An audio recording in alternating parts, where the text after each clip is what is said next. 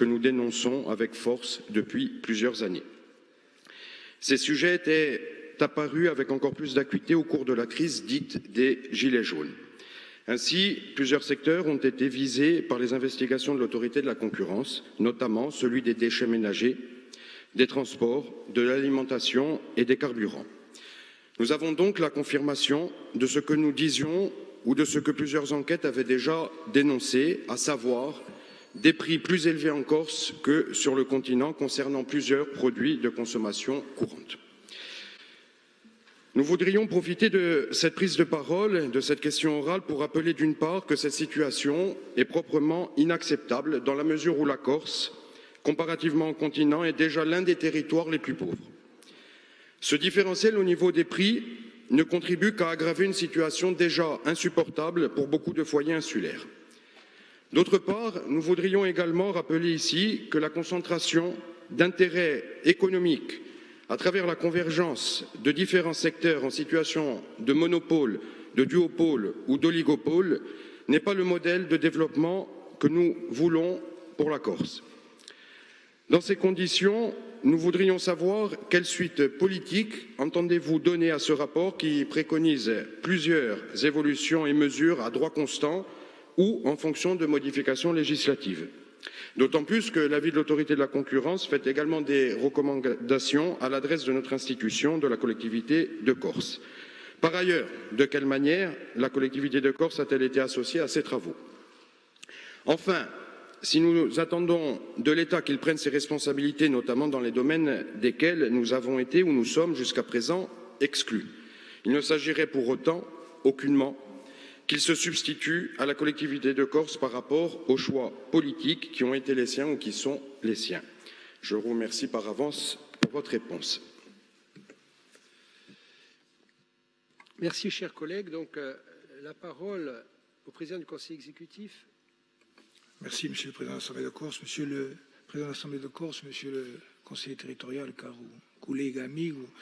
Mesdames et Messieurs, chers amis, donc. En réponse à votre question orale, je rappelle que l'autorité de la concurrence vient de communiquer au Conseil exécutif de Corse par envoi électronique en date du 17 novembre 2020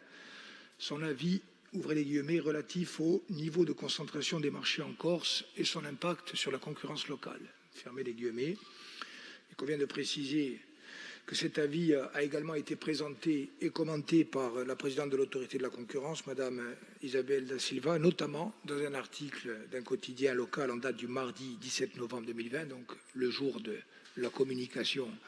au Conseil exécutif, donc une interview qui manifestement avait été donnée en amont de cette communication, ce qui permettait à l'autorité de la concurrence, à tout le moins, de s'assurer que sa vision et sa présentation au public seraient antérieures à la transmission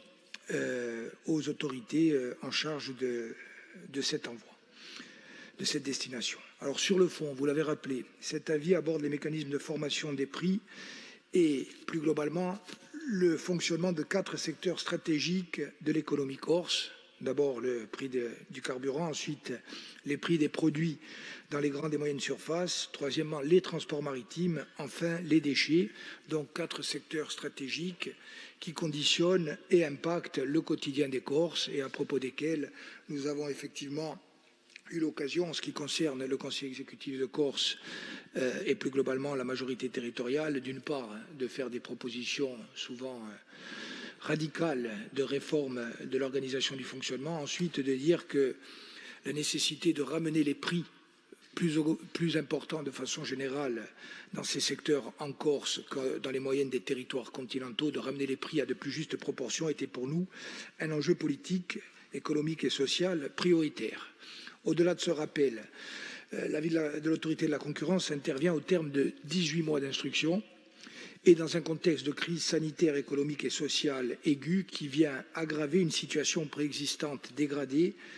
notamment caractérisée par des surcoûts qui pèsent sur tous les Corses, bien sûr, mais plus encore sur celles et ceux confrontés à des situations précaires ou dégradées. Enfin, cet avis comporte 5 séries de recommandations et donc pour toutes ces raisons, il mérite bien évidemment d'être discuté sur le fond, tant en ce qui concerne le diagnostic qu'il porte que pour ce qui concerne les suites éventuelles à lui donner, soit en réponse aux recommandations de l'autorité de la concurrence, soit à l'initiative de la collectivité de Corse, conseil exécutif et assemblée. Eu égard à l'ensemble de ces éléments, et comme votre question le sous-tend, il me semble indispensable que cet avis puisse faire l'objet d'un débat public et d'un vote devant l'Assemblée de Corse. Je sais que cette position est bien sûr partagée par le président de l'Assemblée de Corse, puisque nous nous en étions entretenus en amont même du dépôt du rapport, et au-delà du président de l'Assemblée de Corse et de moi-même, je sais aussi que c'est une attente de l'ensemble des groupes de la majorité que de pouvoir débattre de ce rapport et de cet avis de l'autorité de la concurrence devant l'Assemblée de Corse. Par ailleurs, les groupes de l'opposition ont également exprimé le même souhait, notamment à travers une lettre de Jean-Charles Orsucci qui vous a été adressée, Monsieur le Président de l'Assemblée de Corse, et une motion déposée pour la session de ce jour par Jean-Martin Mondologne. Enfin, certains citoyens ou collectifs nous ont également saisis en ce sens. Je pense notamment à une lettre, plus exactement un mail, doublé d'une interview donnée par M. Poletti au nom du collectif contre la cherté du prix du carburant. Donc, cette volonté unanime est actée. Nous avons besoin d'un débat complet, serein, contradictoire sur cet avis de la concurrence. Reste à savoir quelle est la date la plus appropriée pour le tenir utilement. Il me semble, mais c'est une proposition de ma part, que inscrire la discussion sur cet avis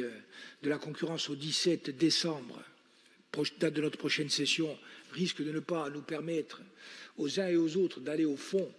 de l'avis et de réfléchir à sa portée. Je vous propose donc, pour que, compte tenu de la densité du document, des importants rapports qui sont d'ores et déjà programmés pour la session de décembre et au fin de nous permettre aux uns et aux autres de préparer dans les meilleures conditions le débat à venir, je vous propose